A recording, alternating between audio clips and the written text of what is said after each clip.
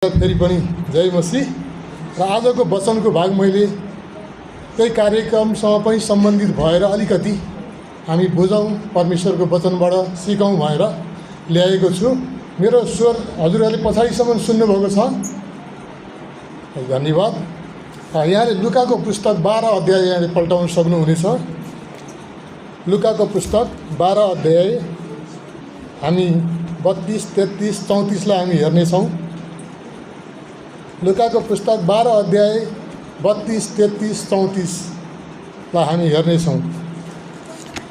यहाँहरूले पाउनुभयो होला, म यहाँ पढ्नेछु।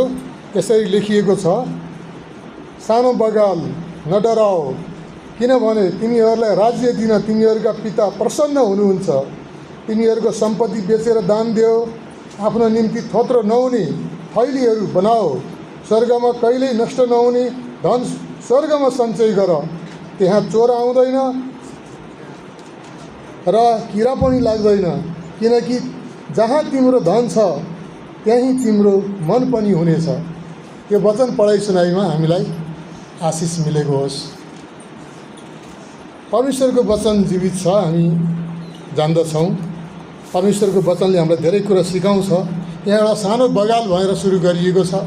मैले लुकाको बारेमा धेरै भन्नु आवश्यक छैन। उहाँ एउटा डक्टर हुनुहुन्थ्यो र प्रभु येशूलाई रोमसम्म उहाँ जेलमा र अन्तिम उहाँ मर्ने बेलासम्म पनि लुका साथमा हुनुहुन्थ्यो र उहाँको बिमारी अवस्थामा पनि देखभाल गर्नुभयो। डक्टर उहाँले अरू कतिको सेवा गर्नुभयो। अरू कतिको सेवाबाट आएको रुपैयाँ पैसाले पावललाई कलम किन्ने पैसा थिएन, मसी किन्ने पैसा थिएन, त्यो स्क्रोल बनाउनु पर्थ्यो। त्यो बेलामा बाइबल यत्तिकै लेखिँदैन, त्यो बडो ठुलो काम थियो त्यो बेलामा। स्क्रोल भनेको रोल, यहाँलाई त्यो टोइलेट पेपर जस्तै रोल बनाएर टोइलेटमा राखिएको हुन्छ नि, यसरी तान्दा आइरहन्छ नि। पहिला लेख्ने पेपर त्यसरी रोल गरेको हुन्थ्यो, लेख्दै जाने यताबाट फेरि बेर्दै जाने, लेख्दै जाने यताबाट फेरि बेर्दै जाने। लेखिसक्दाखेरि यता पनि लेखिसकेर अर्को रोल तयार हुन्थ्यो। अनि कति किलोमिटर कति मिटर भएर नाप्ने गरिन्थ्यो, त्यसलाई क्यानन भनिन्थ्यो। म त्यता जान चाहेको होइन, थोरै जानकारी यसले हजुरलाई धेरै कुरा खोल्न मद्दत गर्छ। अनि डक्टर उसले लुकाले चाहिँ त्यसरी पावललाई सहायता गर्नुहुन्थ्यो, त्योसँग पनि यो सम्बन्धित छ। अनि अलिकति त्यता मैले जोड्न खोजेको चाहिँ कति उदार हृदय त्यो उसको डक्टर लुकाको थियो भनेर हामी थाहा पाउन सक्छौँ। जीवनै व्यतीत गरिदिनु भयो लुकाले। अनि पावलले यति ठुला ठुला काम गर्नुभयो, कसैको पनि सहायता बिना हामी के गर्न सक्छौँ? कसैको सहायता बिना यदि कसैले केही दिन चाहन्छ भने पनि दिन सक्दैन। यदि मैले यहाँ प्रचार गर्नको लागि पनि मलाई पनि तागत, शक्ति, सामर्थ्य चाहिन्छ। त्यो पनि तपाईँहरूले हजुरहरूले दिनुभएको शक्तिले म यहाँ खडा हुने हो। पावल पनि त्यस्तै थिए। लुकाले कति सहायता गर्नुभयो पावललाई खडा गर्नका लागि, हामी त्यो थाहा पाउन सक्छौँ। अनि पावल आफै मेहनत गर्ने व्यक्ति पनि हुनुहुन्थ्यो। म त्यता अब यति नै राखेँ। अनि यो खण्डले भन्छ सानो बगाल।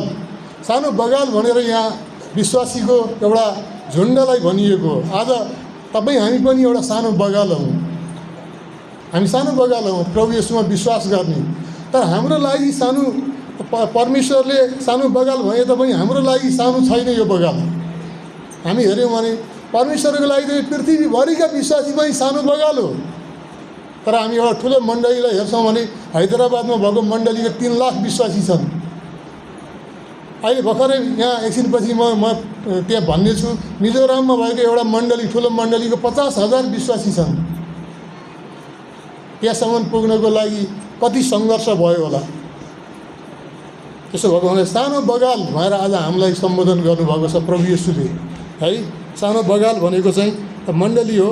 अनि मण्डलीलाई नै उहाँले प्रेम गरेर साना बालक, युहन्नाले मेरा साना बालक भन्नुहुन्छ, येशूले मेरो सानो बगाल भन्नुहुन्छ। त्यसो भएको हुनाले मैले आज यो वचनको शीर्षक चाहिँ 34 पदबाट राखेको छु। 34 पद यहाँले पढ्न सक्नुहुन्छ। जहाँ तिम्रो धन हुन्छ त्यहाँ तिम्रो मन हुन्छ, त्यहाँ लेखिएको छ। अब यो शीर्षक नै काफी छ। यदि हामी यहाँ छौँ, आज हामी यहाँ मण्डली आएका छौँ, हामी कतिको व्यवसाय होला, हाम्रो कतिको घरमा ताल चलाउन बिर्सिया छ कि, घरमा कुखुरा बाख्रा छन् कि, घरको कम्पाउन्डमा केही बहुमूल्य सामान राखेको छ कि। आज म व्यवसायमा गएको भए यति व्यवसाय हुन्थ्यो मेरो भन्ने मनमा आइरहेको छ कि किन त्यो आउँछ? किनभने त्यहाँ हाम्रो धन छ, त्यही भएर त्यहाँ हाम्रो मन जान्छ।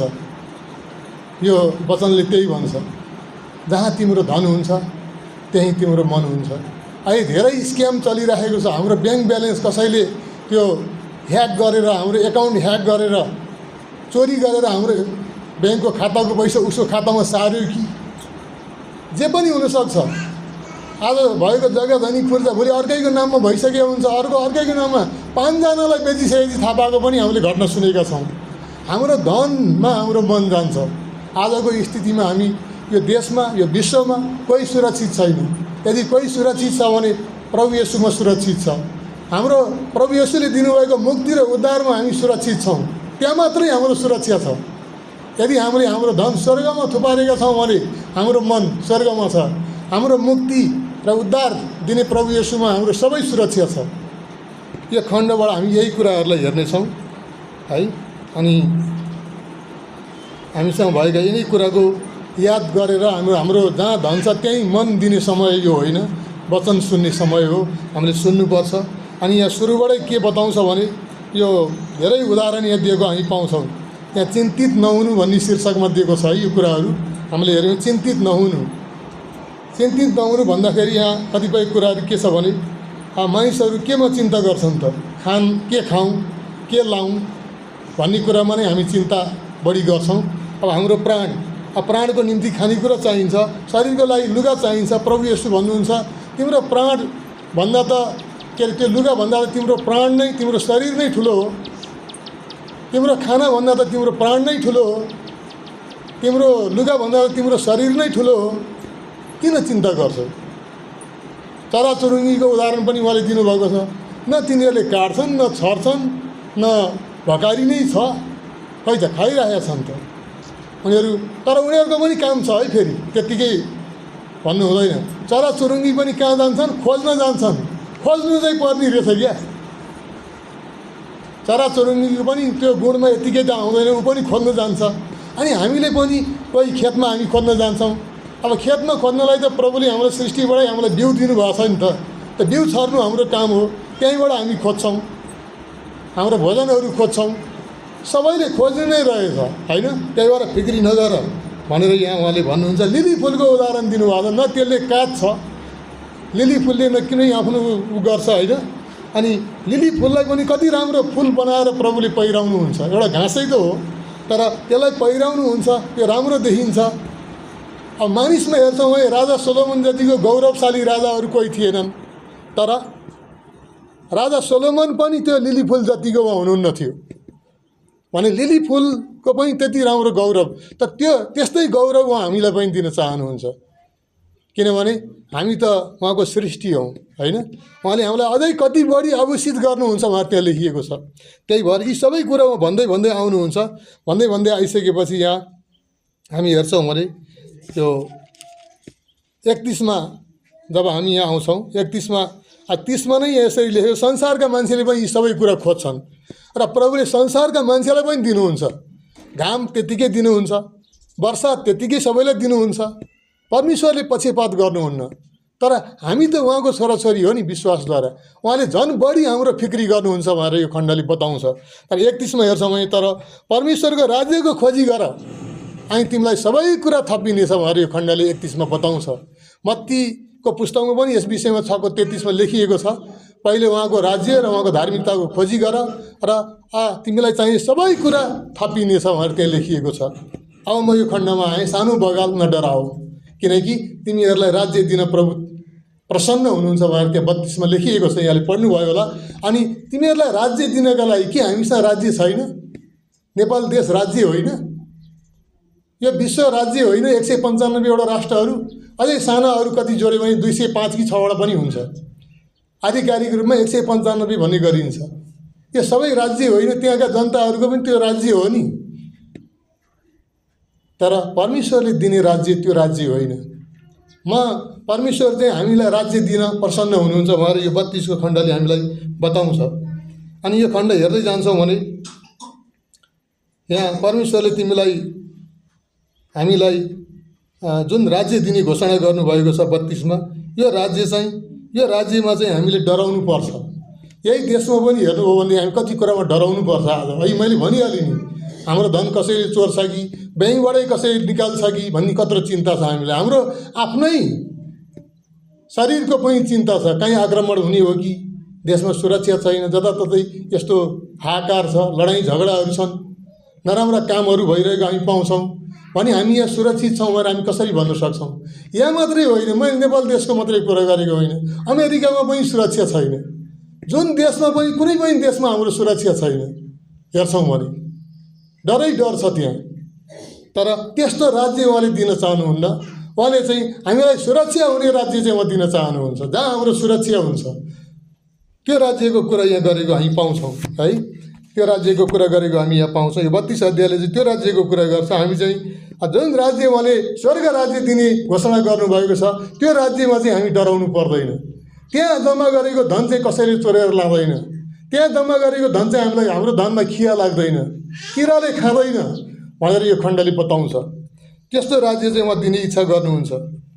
जुन धन हामी पृथ्वीमा थुपार्छौँ अनि हाम्रो मन त्यहीँ छ, यदि हामीले उहाँको राज्यमा, यदि उहाँको सेवामा नै लगायौँ भने पनि, कतिपय सेवामा लगानी गरेका हामी हेर्छौँ, कतिपय विदेशबाट पनि, युएसए होइन, युरोप, अस्ट्रेलियाबाट जसले सहायता गर्नुभएको छ नि, के काम भयो उहाँहरू हेर्न आउनुहुन्छ। कति काम भएछ नेपालमा, कति धेरै सुसमाचार प्रचार भएछ, कतिवटा मण्डलीहरू बनेछन्, कति धेरै मानिसले मुक्ति पाएछन्, उहाँहरूले हेर्नुहुन्छ, डाटा हेर्नुहुन्छ। कोही यहीँ आएर पनि खोज्नुहुन्छ। किन? उहाँले धन लगानी गर्नुभएको छ। उहाँको धन लगानी भएको हुनाले हामीले गरेको सेवाकाई कस्तो छ भनेर, नेपालमा भएका सेवाकाई कस्तो रहेछ त, यति ठुलो लगानी गरेको छ भनेर उहाँहरू हेर्न आउनुहुन्छ। किनकि उहाँको धन त्यहाँ लगानी गरेको छ, त्यही भएर उहाँको मन पनि त्यहाँ छ, कतिले मुक्ति पाएछन्। एउटा ठुलो विषय हो यो, सोच्ने हो भने। त्यही भएर यदि हाम्रो अलिकति धन हामीले सेवाकाईमा लगाएका छौँ भने, सेवकले चाहिँ अलिकति बदमासी गरे, समयमा गएर त्यहाँ सेवाकाईको क्षेत्रमा उहाँले राम्रोसँग काम गर्नु भएन भने त्यो सेवामा लगानी गर्नेलाई कस्तो लाग्छ? कस्तो लाग्छ? तपाईँको हाम्रो धन त्यहाँ लगानी गरेका छौँ सेवामा भने, सेवाकाईमा भने हामीलाई कस्तो लाग्छ? ल है पास्टर बुवा, ल है गुरुबा, एल्डर बुवा, त्यहाँ त राम्रो भयो, तपाईँ त्यहाँ गइदिनु पर्यो। त्यहाँ विश्वासीलाई त्यो प्रार्थनाको खाँचो छ, त्यहाँ मानिसहरू दुःखमा छन्, खोजिरहेका छन्, मानिसहरू मुक्तिमा आउन चाहन्छन्। खोइ त, यदि हामी सायद हामी पनि खोज्थ्यौँ होला, तर हाम्रो लगानी धेरै न्यून छ कि हामी बोल्नै सक्दैनौँ। सेवा र सेवाकाईमा हाम्रो लगानी धेरै कम छ होला जस्तो मलाई लाग्छ कि, किनकि त्यो लेभलमा हामी पुगेका छैनौँ कि हामी खोज्न सकौँ। त्यो भएको हुनाले चाहिँ यहाँ जहाँ तिम्रो धन हुन्छ त्यहीँ तिम्रो मन हुन्छ भनेको चाहिँ यही हो। हामीले कहाँ लगानी गरेका छौँ त्यहीँ हाम्रो मन हुन्छ। फेरि धन जम्मा गर्नु नराम्रो होइन, धन जम्मा नगरिकन कसरी सेवा गर्नु, तर हामीले सबै कुरा गर्नुपर्छ। यदि हामीले धनमा चाहिँ हामीले मन लगायौँ, धनलाई चाहिँ हामीले परमेश्वरभन्दा ठुलो मान्यौँ भने त्यसले चाहिँ हामीलाई फाइदा दिँदैन, हाम्रो आत्मिक जीवनमा फाइदा दिँदैन र हाम्रो आत्मिक जीवन खस्किन सक्छ। भोलि हामी पछाडि पर्न सक्छौँ, हामी धेरै पछाडि पर्न सक्छौँ। तर हामीले हाम्रो मालिक चाहिँ परमेश्वरलाई बनाउनु पर्छ र हामीले आर्जन गरेको धनबाट पनि उहाँको सेवा गर्नुपर्छ। अनि परमेश्वर ठुलो बन्नुहुन्छ नि। जब हामीले धनलाई ठुलो बनाउँछौँ भने अनि हामी पछाडि पर्छौँ, हाम्रो आत्मिक जीवन चाहिँ अगाडि जान सक्दैन। त्यही भएको हुनाले जहाँ हाम्रो धन छ त्यहीँ हाम्रो मन हुन्छ भनेर यो खण्डले बताइरहेको छ। उहाँले दिने राज्य चाहिँ यस्तो हुन्छ जहाँ हामीले राखेको धन उहाँले सुरक्षित गर्नुहुन्छ। हामीले गरेको सेवाकाईमा जुन लगानी गरेको छ त्यसको सुरक्षा चाहिँ परमेश्वरले गर्नुहुन्छ। त्यसको इनाम चाहिँ उहाँले स्वर्गमा राखिदिनुहुन्छ। यो स्वर्गमा इनाम चाहिँ किन राखेको रहेछ भन्ने प्रश्न पनि कसले हो, मैले भुलेँ है। यो कुरा भन्नुभएको थियो क्या, मानिस चाहिँ त्यो इनाम धेरै होस् भन्ने चाहन्छ, मुकुट धेरै कमाउँ भन्ने चाहन्छ, धेरै मेडलहरू जितौँ भन्ने चाहन्छ। त्यही भएर परमेश्वरले स्वर्गमा मेडल राखिदिनु भयो, स्वर्गमा मुकुटहरू राखिदिनु भयो, ताकि हामी त्यसको लोभले भए पनि यहाँ हामी काम गर्न सकौँ प्रभुको। परमेश्वर धेरै नै, अब परमेश्वर सर्वज्ञानी हुनुहुन्छ, उहाँ मानिसको हृदय जान्नुहुन्छ। त्यहाँ पनि मुकुट छ है, मैले त्यहाँ अब प्रभुको सेवा गर्नुपर्छ, त्यहाँको मुकुटको आशा गर्नुपर्छ भनेर पनि प्रभुले त्यहाँ मुकुट राखिदिनु भएको छ। हेर्नुहोस् त, हाम्रो परमेश्वरले यसरी उहाँले दिने राज्य चाहिँ यस्तो हुन्छ। हामीलाई थाहा छ स्विस ब्याङ्कमा खाता खोल्न कति पैसा चाहिन्छ भनेर म हेर्दै थिएँ। प्राइभेट ब्याङ्कहरू जहाँ स्विस ब्याङ्कमा छ धेरै मानिसले पैसा जम्मा गरी भ्रष्टाचार गरे भनेर पनि हामी सुन्छौँ। त्यतातिर हामी जान चाहँदैनौँ। कसले के गर्छ, कतिले राम्रा गरे होलान्, कतिले नराम्रो गरे होलान्। तर त्यहाँ एउटा प्राइभेट ब्याङ्कमा खाता खोल्नको लागि 7 करोड रुपियाँ चाहिने रहेछ। सरकारी ब्याङ्कमा अलिक कम होला, तर 7 करोडदेखि 14 करोड जम्मा गर्नुपर्ने रहेछ ओपनिङ ब्यालेन्स सुरुको खाता खोल्नलाई। सस्तो पनि छ, तर मैले प्राइभेट ब्याङ्कको कुरा गर्दैछु भने हामीले त्यत्रो पैसा जम्मा गर्नुपर्ने, अझै त्यहाँ थप्दै जानुपर्ने। अनि स्विस ब्याङ्कमा चाहिँ सुरक्षा छ, त्यहाँ पनि सुरक्षा छैन। हामी अन्दाजी भोलि कसैले चोर छ कि भन्ने ठाउँमा, खिया लाग्छ कि किरा लाग्छ कि भन्ने ठाउँमा हामी यति धेरै पैसा जम्मा गर्न पनि तयार हुन्छौँ यदि हामीसँग छ भने। हामी स्वर्गमा धन जम्मा गरेर चाहिँ साह्रै खुट्टा कमाउँछौँ। यो हाम्रो कमजोरी हो। हाम्रो नेपाल देशको मण्डलीहरूको, विश्वासी जनहरूको कमजोरी हो। भारत देशको, विश्वको भन्नुपर्दाखेरि यही हो हाम्रो कमजोरी। त्यही भएको हुनाले जहाँ किरा लाग्दैन स्वर्गमा, त्यहाँ हामी जम्मा गर्नको लागि हामी तयार हुँदैनौँ। हामीले सहायता गरेका छौँ, हामीले दिएका छौँ, हाम्रो समाजमा पनि हामीले दिएका छौँ। यो दिने कुराको विषयमा स्टेसन्स अफ जेनरोसिटी भन्छ। स्टेसन्स अफ जेनरोसिटी भनेको एउटा केन्द्र, स्टेसन भनेको केन्द्र हुनसक्छ, पुलिस स्टेसन, अरू स्टेसन। त्यहाँ एउटा काम हुन्छ नि। परमेश्वरको उदारताको 7वटा स्टेसन भएर हामीले त्यहाँ सिकेका थियौँ। उदारताको 7वटा स्टेसनमा यहाँलाई मैले भन्नुपर्दाखेरि अलिकति यसबारेमा म यताबाट बताउँ है।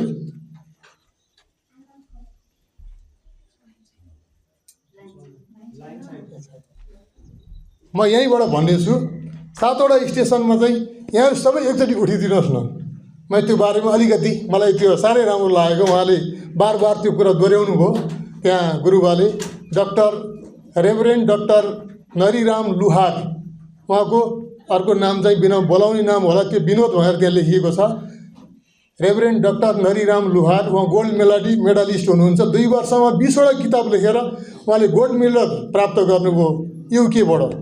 उहाँले धेरै पुरस्कारहरू पाउनुभएको व्यक्ति हुनुहुन्छ। मैले उहाँबाट सिकेको हो। त्यहाँ यसरी 7वटा उदारताको 7वटा स्टेसनमा यो 7वटा कुरा म यहाँलाई भन्नेछु। यहाँहरूले मैले जस्तै अभ्यास गर्नुहोस् है त। परमेश्वर सबै कुराको मालिक हुनुहुन्छ।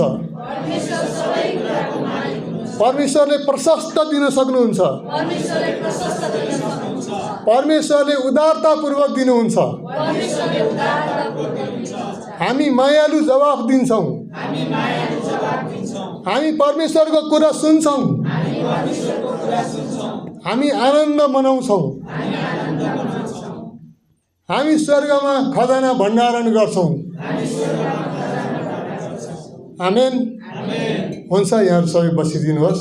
हामीले यही अभ्यास बार बार हामीले त्यहाँ गऱ्यौँ। यो अभ्यासको बारेमा म यहाँहरूलाई भन्नेछु। परमेश्वर सबै कुरा कसै लेख्नुहुन्छ भने लेख्नुहोस्, म बताइदिनेछु। परमेश्वर सबै कुराको मालिक हुनुहुन्छ। भजन सङ्ग्रह 24को 1 अनुसार यो दिएको हो। परमेश्वरले प्रशस्त दिनुहुन्छ। लुकाको पुस्तक 12को 32 अनुसार दिएको हो। परमेश्वरले उदारतापूर्वक दिनुहुन्छ। यूहन्ना 3को 16 अनुसार दिएको हो। हामी मायालु जवाफ दिन्छौँ। यो पहिलो यूहन्ना 3को 16 अनुसार दिएको हो। अनि हामी परमेश्वरलाई सुन्छौँ। यूहन्ना 10को 27 अनुसार दिएको हो। त्यसै गरी हामी आनन्द पाउँछौँ भनेका थियौँ, त्यो चाहिँ प्रेरित 20को 35 अनुसार दिएको हो। त्यसै गरी अर्को हामी स्वर्गमा खजाना भण्डारण गर्छौँ, यो चाहिँ 2 तिमोथी 1को 12 अनुसार दिएको हो। 2 तिमोथी 1को 12मा मैले जे परमेश्वरमा जम्मा गरेको छु त्यो सुरक्षा दिन सक्ने चाहिँ मेरो प्रभु हुनुहुन्छ भनेर पावलले भन्नुभएको छ 2 तिमोथी 1को 12मा। त्यही भएर हामीले जम्मा गरेको खजाना, जुन स्वर्गमा जम्मा गरेको खजानाको रक्षा गर्न सक्ने चाहिँ हाम्रो प्रभु हुनुहुन्छ। नडराउनु स्वर्गमा जम्मा गर्नको लागि भनेर यो खण्डले भन्छ। यी कुराहरू हामीले सिक्दै जाँदाखेरि म एउटा यो 32 अनुसार मैले यो बताइरहँदाखेरि अब यहाँ अर्को खण्ड अलिकति मैले मिजोराममा भएको घटना कतिपय भाइले बताउनु भयो। मैले मिजोराममा भएको एउटा घटना बताउँछु। 1910 मा मिजोराममा 6 महिना पनि खाना पुग्दैन थियो। धान खेती गऱ्यो भने 6 महिनाभन्दा तलै 3-4 महिना 5 महिना पनि नपुग्ने। अरू के गर्ने? त्यहाँ विश्वासीहरू जब विश्वासमा आउनुभयो केही थिएन, झुप्रा झुप्रा घरहरू। एकजना बुढो मान्छेले यो कथा भन्नुभएको छ। जब म बजारतिर जान्छु हेर्छु मान्छे यताउता गर्छन्, फेरि बेलुका भयो त्यही एक मुठी चामल उमाल्ने खाने। 5-6 महिना पुग्छ, त्यसपछि अझै 6 महिना कहाँ काम गर्न जाने हो थाहा छैन। यति दुःख थियो त्यो मिजोराममा। 1910 को घटना त्यहाँबाट सुरु भयो। ती वृद्ध मानिसलाई पनि उनको बुवा आमाले बताउनु भएको। अनि हामीले एउटा प्रण गऱ्यौँ, बाइबल स्त्रीहरू के हुन्? बाइबल स्त्रीहरू, ती आमा दिदी बहिनीहरूले यो कुरा सुरु गर्नुभएको थियो। जहिले पनि खाना बनाउने बेलामा एक मुठी चामल झिकेर एउटा भाँडामा राख्ने होइन। हामीहरूले पनि यहाँ मुठी दानहरू ल्याएका छौँ। के आजबाट हामी यो प्रयास गर्न सक्छौँ कि हामीले खाना पकाउँदाखेरि हामी जति त्यहाँ राख्छौँ, हाम्रो परिवार कत्रो छ त्यतापट्टि हामी गएनौँ। हाम्रो खाना बनाउन लागेका छौँ भने हाम्रो त्यो भागबाट एक मुठी चामल झिकेर हामी अलग गरौँ। 1 महिनापछि कति जम्मा हुन्छ त्यहाँ लैजाउँ भनेर त्यहाँको आमा बहिनीहरूले, आमा दिदी बहिनीहरूले यो निर्णय गर्नुभयो। अनि 1 महिनापछि मण्डलीमा त्यो सबैले 1 महिनाभरि मुठी उठाएको चामल ल्याउँदाखेरि धेरै चामल भयो। उनीहरूलाई, पास्टरलाई, त्यहाँ सेवा गर्ने एल्डरहरूलाई दिने केही थिएन। त्यो चामल जब धेरै भयो उहाँहरूले त्यो चामल बेच्नुभयो, बिक्री गरेर त्यसबाट आएको पैसाले मण्डली चलाउनु भयो। मण्डलीमा विश्वासीहरू बढ्दै जानुभयो। बिस्तारै उहाँहरूको कामहरू बढ्दै गयो, खेतीबालीमा पनि वृद्धि हुँदै गयो। उहाँहरूले एक मुठी, कहिलेकाहीँ एक मुठी दिँदाखेरि थोरै जस्तो लाएर उहाँहरूले 2 मुठी पनि दिन थाल्नुभयो। अनि त्यहाँ धेरै धेरै मण्डलीमा पैसा जम्मा भयो। अनि गएको वर्ष, 1-1.5 वर्ष अगाडिको कुरा, कति वर्ष धेरै नजिकैको भन्दैछु म, 2-4 वर्ष अगाडिको कुरा मात्रै हो। त्यहाँ 1.5 अरब पैसा जम्मा गर्न सफल हुनुभयो उहाँहरू। 1.5 अरब उहाँले भारतभरि हामीले मिसनरी पठाएका छौँ उहाँले भन्नुहुन्छ। त्यो मण्डलीले जसको 50,000 विश्वासी छन्, त्यो सबैको सुरुवातको बिन्दु भनेको कति हो? एक मुठी चामल। त्यसलाई बफाइथाम भन्छ त्यहाँको भाषामा, बफाइथाम, एक मुठी चामल। त्यो एक मुठी चामलले आज उहाँहरू भारतभरि मिसनरी पठाउन सफल हुनुभयो। आज हाम्रो अवस्था, हामी आफै पनि अगाडि, हाम्रो मण्डली मात्रै अगाडि बढाउनु पनि हामीलाई आज कठिन छ। हामीले मिसनरी कहिले पठाउने? हामी कति उदारतापूर्वक दिन्छौँ? ती आमा दिदी बहिनीले उदारतापूर्वक दिनुभएको घटनाले आज विश्वभरि यसको उदाहरण बन्नुभएको छ उहाँहरू। हेर्नुहोस्, त्यसो भएको हुनाले दिनको लागि हामीसँग उहाँहरूले चाहिँ के भन्नुभयो भने, जबसम्म हामीसँग खाना छ तबसम्म दिनको लागि केही चिज छ। जबसम्म हामीसँग खाना छ तबसम्म परमेश्वरलाई दिनको लागि हामीसँग केही चिज छ भनेर उहाँहरूले यस्तो एउटा स्लोगन बनाउनु भयो, एउटा गीत बनाउनु भयो उहाँहरूले। त्यसो भएको हुनाले हामी यहाँ हेर्छौँ भने, मिजोरामको घटनालाई हेर्छौँ भने एउटा ठुलो उदाहरण उहाँहरूले प्रस्तुत गर्नुभएको छ। उहाँहरूले स्वर्गमा धन जम्मा गर्नुभएको छ, हामी यस्तो भन्न सक्छौँ है। हामीहरूले अहिले अभ्यास गरेको त्यो 7वटा 7 स्टेसन्स अफ जेनेरोसिटीमा हामीले लास्टमा हामी स्वर्गमा खजाना भण्डारण गर्छौँ भन्ने शीर्षकमा चाहिँ उहाँहरूले त्यहाँसम्म पुग्न सफल हुनुभयो, हामी भन्न सक्छौँ।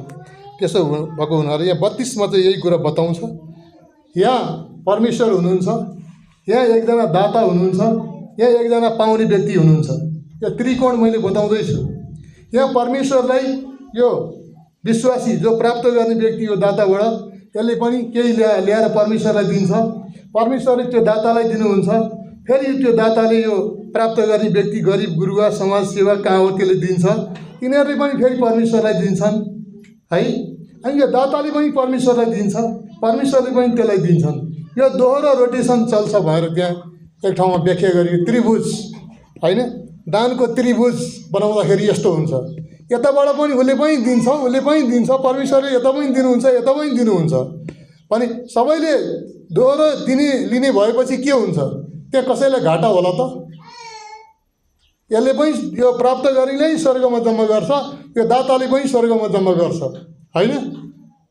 यो दातालाई पनि परमेश्वरले दिनुहुन्छ, यो प्राप्त गर्नेलाई पनि परमेश्वरले दिनुहुन्छ। बराबर छ त, सबैले पाइरहेका छन्, सबैले परमेश्वरलाई दिइरहेका छन्। त्यहाँ कसैलाई घाटा छैन भने आज हामी किन पछि पऱ्यौँ?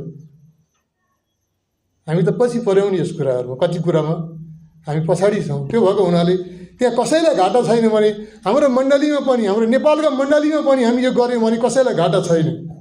तर हामीले यो अभ्यास गर्न अब पछि पर्नु हुँदैन। यो कुरा म यो थोरै भन्न चाहेँ।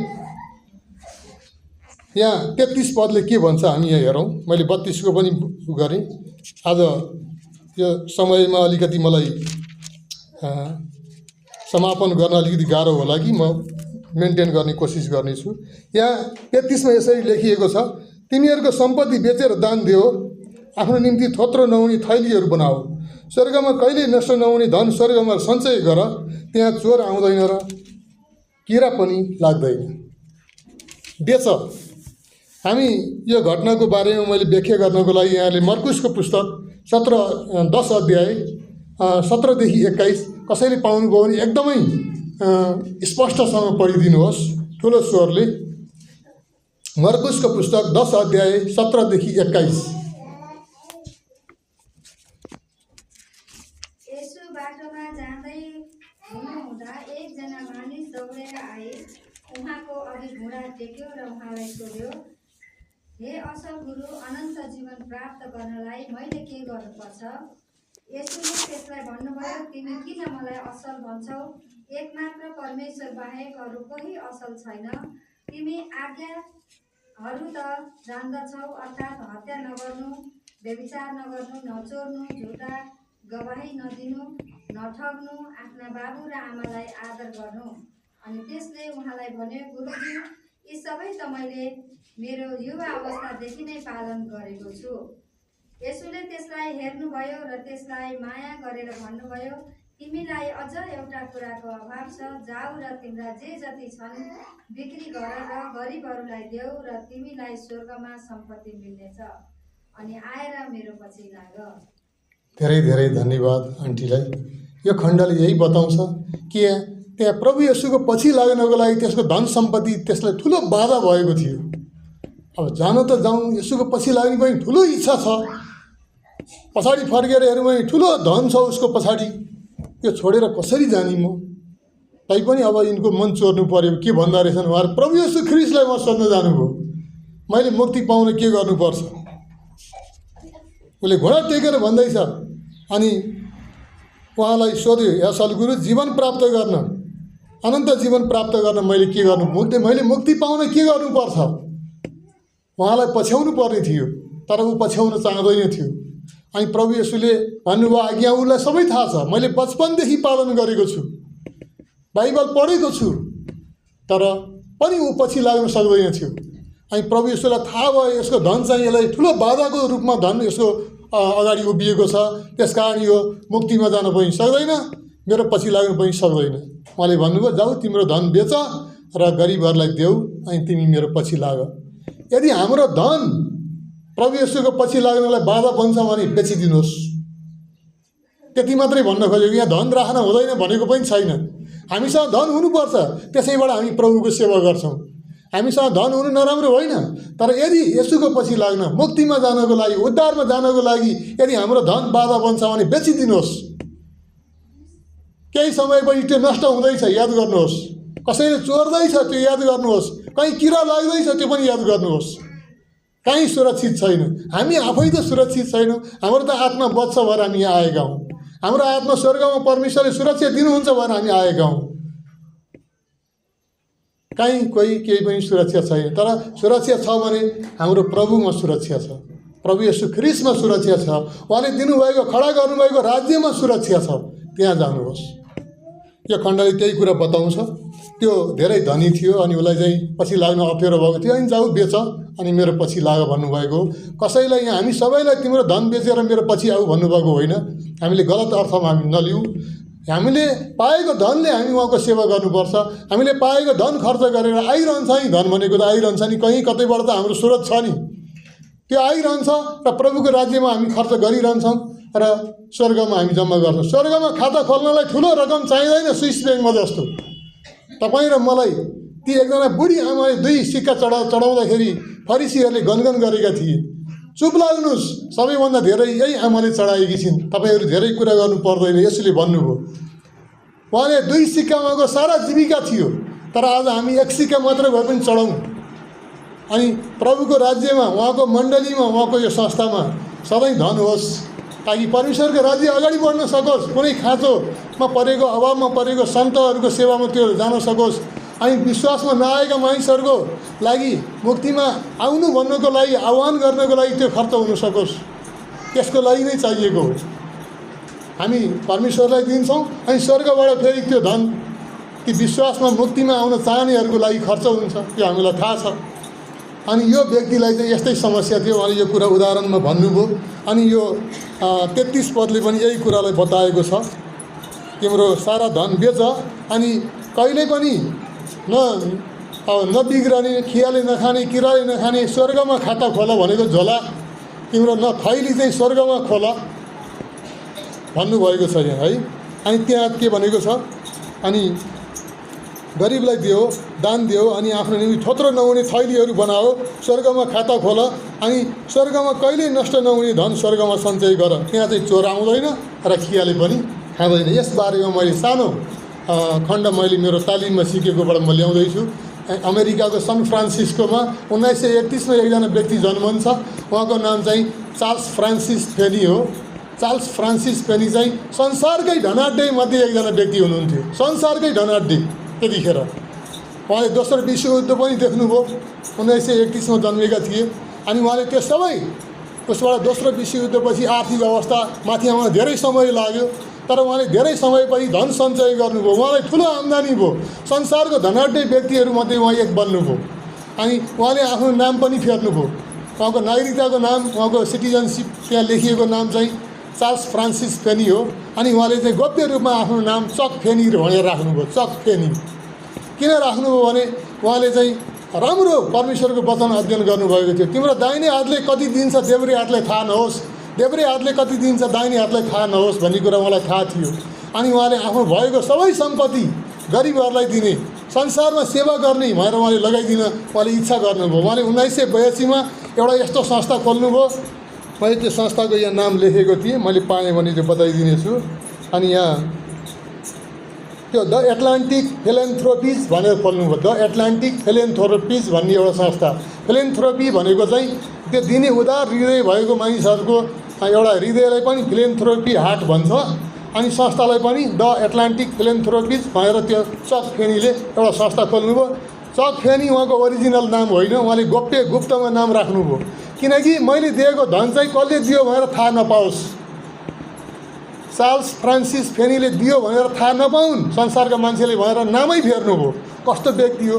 आज हामी सानो चिज दिँदाखेरि फोटो खिचेर सोसल मिडियामा हाल्दैछौँ। उहाँले अरबौँ खरबौँ दान दिनुभयो, बिलियन्स डलर उहाँले दिनुभयो।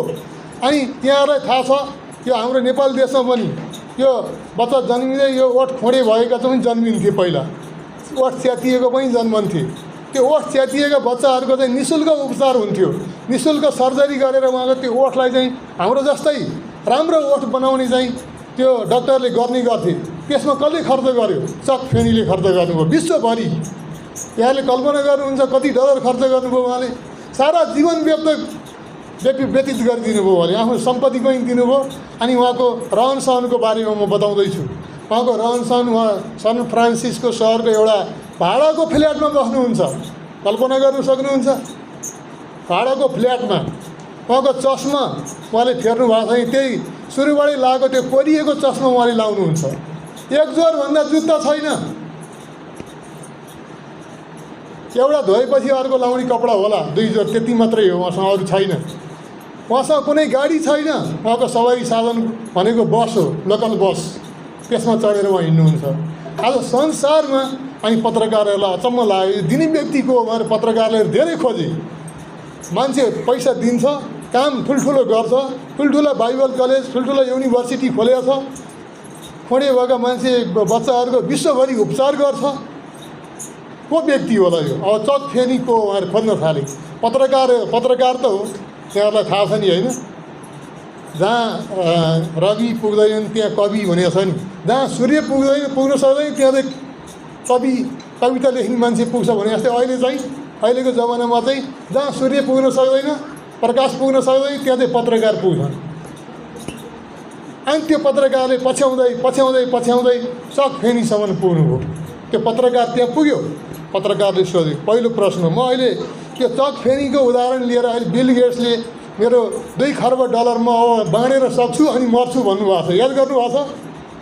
त्यही चक फेनीको उदाहरण लिनुभयो उहाँले।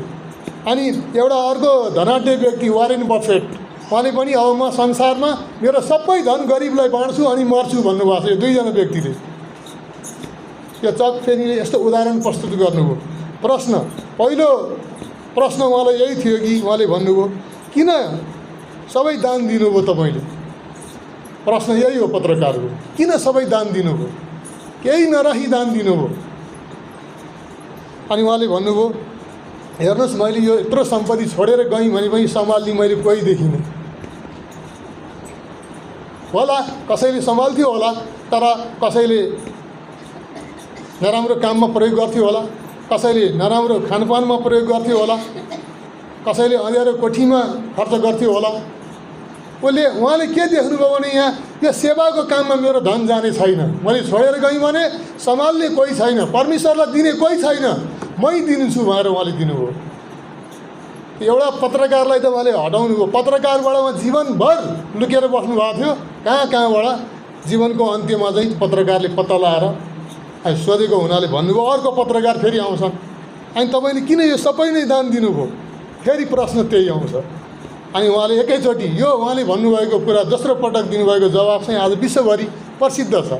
त्यो भनेको उहाँले पत्रकार भाइलाई उहाँले भन्नुभयो, पत्रकार भाइ कात्रोमा खल्ती हुँदैन बाबु। उहाँले यही जवाब दिनुभयो, जुन कफिन बक्समा म जानेछु त्यो मलाई बेरिएको कात्रोमा मेरो खल्ती हुने छैन, त्यही भएर म दान दिन्छु।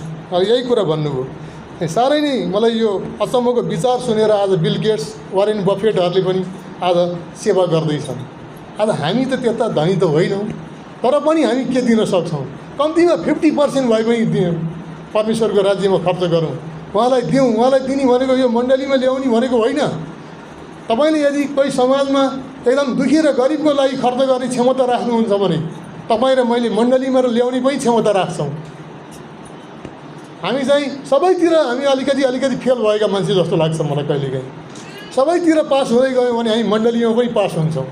हाम्रो परिवार, हाम्रो समाजमा आज हामी खुलेर जान सक्दैनौँ। म क्रिस्चियन हो, म पनि केही सहायता गर्छु भन्न आज हामीले सकेका छैनौँ। हाम्रो कमजोरी त्यहाँनिर छ। म मेरै उदाहरण दिन्छु। म दुईचोटि म यहाँ आएपछि 2 चोटि मेरो छिमेकी बित्नुभयो।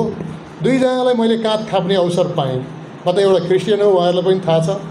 र पनि मैले काँध थाप्न जाँदाखेरि कसैले नो भन्नु भएन। अनि मैले त्यो लास बोकेर पनि म गएको छु। मलाई चाहिँ त्यसमा गर्व लागेको छ कि मैले समाजमा थोरै भए पनि म त्यो जाने अवसर पाएँ। आज दिने कुरामा पनि, सेवा गर्ने कुरामा पनि यदि हामी पछि परेका छौँ भने हामी पछि नपरौँ। त्यसले चाहिँ हामीलाई हरेक कुरामा अगाडि बढाउँछ र हाम्रो मण्डलीमा पनि अगाडि बढाउँछ हामीलाई। त्यसो भएको हुनाले हामी चक फेनीको उदाहरण हामीले हेऱ्यौँ। उहाँले अब चक फेनीले अर्को एउटा कुरा पनि भनेर उहाँ यो संसारबाट जानुभयो। उहाँले भन्नुभयो तपाईँले कहिलेकाहीँ आनन्द मनाउँदाखेरि अरूको पनि विचार गर्नुहोस्। तपाईँ कहीँ रेस्टुरेन्ट जानु होला, कहीँ सपिङ सेन्टरमा जानु होला, तपाईँले हजारौँ लाखौँ खर्च गर्नु होला आफ्नो परिवारको लागि, आफ्नो कसैको लागि। तपाईँ त्यतिखेर अलिकति मैले अरूलाई पनि हेल्प गरेँ भने, अलिकति मैले परमेश्वरको नाउँमा कसैलाई दिएँ भने राम्रो हुनेछ। यो चाहिँ तपाईँले स्वर्गमा जम्मा गर्ने कुरा हो। अलिकति मैले मेरो मण्डलीलाई दिएँ भने यो चाहिँ मैले स्वर्गमा जम्मा गर्ने कुरा हो भनेर सम्झिनुहोस्। अवश्य पनि हामी त्यसतर्फ अगाडि बढ्न सक्नेछौँ। मिजोरामको आमा दिदीबहिनी जस्तै हामी अगाडि बढ्न सक्नेछौँ। एकमुठी चामल यदि हामी सक्छौँ भने जम्मा गरौँ र हामी ल्याउने गरौँ। त्यसले मण्डलीलाई सम्पन्न बनाउन सक्छ। आज उहाँहरू 1.5 अर्ब जम्मा गर्ने हुनुभयो। हामीलाई त्यति ठुलो धनराशि हामी आशा गर्न सक्दैनौँ, तर हाम्रो मण्डली अगाडि बढ्छ। हाम्रो मण्डलीका अरू कामहरू अगाडि बढ्न सक्छ। हामी अरूलाई सेवा पुर्याउन सक्छौँ। अनि जस्तो यो चक फेनीले जस्तो हामी गर्न नसकौँला, तर हामी थोरै भए पनि हामी गरौँ र हामी अगाडि बढ्न सक्छौँ र परमेश्वरलाई हामी दिन सक्छौँ। त्यसो भएको हुनाले यी सबै कुराले चाहिँ हामीलाई आज आशिषित गरेको छ भन्ने मैले यहाँबाट थाहा पाएको छु। यति धेरै कुरा हामी सिकेर ट्रेनिङबाट हामी फर्किँदै थियौँ। अनि ट्रेनिङबाट फर्किने क्रममा के भयो भने मैले दुईजना मेरा सँगै हामी टेबलमा खाइरहेका थियौँ र मेरै टेबलमा यो ग्रुपमा पनि उहाँ हुनुहुन्थ्यो। अनि मैले उहाँलाई भने एकजना मभन्दा जेठो एकजना मभन्दा कान्छो हुनुहुन्थ्यो। जेठोको नाम श्याम किशोर यादव जलेश्वरबाट, अनि मभन्दा अलिक कान्छो भाइको चाहिँ नाम सञ्जय मेहता सप्तरीबाट। मैले तपाईँहरू जाने बाटो हेटौँडा हो, यहाँ होटेल बुक नगर्नुहोस्, भोलि जानुहुन्छ भने आजको रात हेटौँडा बसौँ, भोलि मेरै घरतिरबाट बिदा भएर हेटौँडामा बस चढेर तपाईँ आफ्नो पूर्वतिर जानुहोस् भन्यो। अनि दुवैजनाले होटेल क्यान्सल गर्नुहोस् भन्यो। त्यो भाइले चाहिँ क्यान्सल गरेछ र म बाइकमा जान्छु भन्नुभएछ। अनि त्यो अर्को ठुलो अङ्कललाई चाहिँ मभन्दा अलिकति एजेन्ट, मैले अङ्कलै भन्नुपर्ने हो। अनि उहाँले चाहिँ भन्नुभयो म होटेल बुक गरिसक्नुभयो भन्नुभयो, अब मिल्छ भने क्यान्सल गर्नुहोस् भन्यो। अनि उहाँले चाहिँ हाम्रो मिलन रोका सरलाई भनेर उहाँले त्यो होटेल क्यान्सल गर्न लगाउनु भयो। म चाहिँ तपाईँ कहाँ जाने इच्छा भयो, तपाईँले अलिकति भन्नुभएको कुरा मलाई चाख लाग्यो, हेटौँडा पनि हेरेर जाउँ भन्नुभयो र अनि उहाँ चाहिँ मसँग आउनुभयो। अनि त्यो भाइ चाहिँ बाइकमा आउँदै हुनुहुन्थ्यो, मनहरीमा उहाँको बाइक दुर्घटना भयो। उहाँलाई गम्भीर चोट लागेको छ, यो स्पिन साइडपट्टि यतापट्टि, त्यो हड्डीको एमआरआईको रिपोर्ट आउनु बाँकी छ। अनि मैले त्यहाँ हाम्रो ग्रुप बनिसकेको थियो, यो स्टेसन्स अफ जेनेरोसिटी प्रोग्राममा भाग लिने पार्टिसिपेन्ट्सहरूको वाट्सएप ग्रुप बनेको थियो। मैले त्यहाँबाट थाहा पाएँ कि उहाँ दुर्घटनामा पर्नु भएको रहेछ। अनि तुरुन्तै केही घन्टापछि मैले थाहा पाएँ कि अब सहायता गर्नु पऱ्यो, उहाँलाई त धेरै खर्च लाग्ने भयो, सहायताको हात बढाउनु पऱ्यो। झन् उदारताको विषयमा भएर सुनेर आउँदैछु, अब तुरुन्तै मैले उदारता प्रकट गर्नुपर्ने भयो। मैले त्यहाँ सौरासम्म जानको लागि मसँग भाडा छैन गुरुबा भनेको थिएँ, 50% भए पनि हालेर जानुहोस् भन्नुभयो। यहीँ गुरुबा यहीँ हुनुहुन्छ, अलिकति लगानी गर्नुहोस् भन्नुभयो। मसँग त थिएन, त्यो 50% पनि थिएन। मैले कहीँ सपोर्ट गरेर अनि अङ्कललाई भनेर म गएँ। अब म त्यस्तो अवस्थाको थिएँ, अब वाट्सएप ग्रुपमा आउँछ कि मैले उदारतापूर्वक सहायता गर्नुपर्ने भयो। मसँग नहुँदै पनि मैले उहाँलाई अलिकति सहायता गरेँ। उहाँको ब्याङ्क खाता पठाइएको थियो। मैले जब भर्खर त्यही कुरा सिकेर आउँदैछु, अब मेरो लागि चाहिँ एउटा ठुलो चुनौतीको घडी हो, परीक्षाको घडी हो। मैले दिन सक्ने मैले सहायता उहाँलाई गरेँ, अनि त्यो पठाइदिएँ मैले हिजो। मैले के भन्न खोजेको भनेदेखि, यदि हामी कुनै परीक्षामा हामी नगए पनि त्यो परीक्षा आउनसक्छ, तपाईँहरूले हामीहरूले नदिए पनि दिने ठाउँ आउनसक्छ, पछि नपर्नुहोस्। आज हाम्रो मण्डली नै छ अगाडि, हाम्रो समाज छ, हाम्रो दाजुभाइ छन् अगाडि वरिपरि, हामी धेरै छौँ जसलाई आवश्यकता छ, सहायताको आवश्यकता छ। त्यसो भएको हुनाले हामी उदारतापूर्वक दिने विषयमा हामी अगाडि बढौँ र यसले चाहिँ हामीहरूलाई घाटा गराउँदैन, यसले हामीलाई अगाडि बढाउने हो र हामी हाम्रो मण्डली हाम्रो समाजलाई पनि अगाडि बढाउँछ र हामीलाई कुनै कुराको कमी हुन दिँदैन। हामी सबै मिलेर जम्मा गऱ्यौँ भने कमी हुँदैन। त्यसो भएको हुनाले यति नै मैले भन्न चाहेँ। यो कुराबाट हामीले आशिष पाएका छौँ भन्ने मलाई लाग्छ। यहाँहरूले पनि ध्यानपूर्वक सुन्नुभयो, अलिकति बढी समय लिन पुगेँ, मलाई क्षमा गर्नुहोस्। यहाँहरू सबैलाई धन्यवाद र जय मसी भन्न चाहन्छु। जय मसी। बाँकी समयमा पास्टर बुवालाई